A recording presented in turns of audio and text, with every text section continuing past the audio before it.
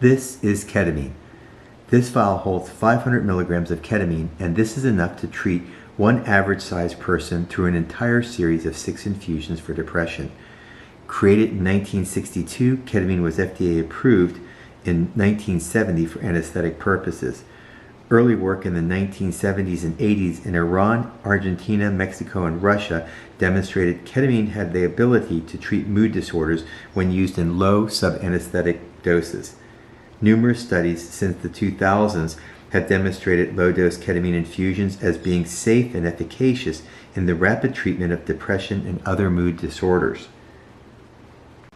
A series of 6 infusions over 2 to 3 weeks, either twice or 3 times a week, using doses ranging from 0.5 to 1 milligram per kilogram over 40 minutes, results in rapid improvement or even remission of depression in up to 70% of patients who failed multiple other therapies.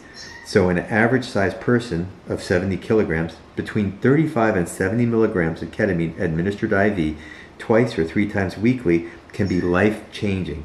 This can decrease depression and suicidal ideation. It is a treatment, not a cure.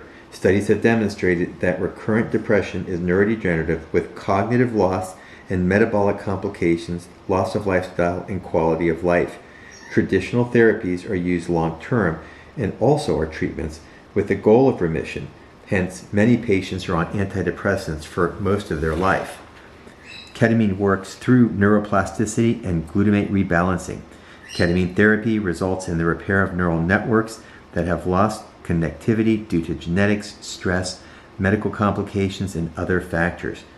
The process is safe, with the primary side effect of nausea, altered sensorium, and dizziness that results shortly after the infusion stops. So this treatment can alter the biological part of the mood disorder, that is the neural connectivity and the neurotransmitter imbalance, but it does not change the maladaptive behaviors or habits that result from depression.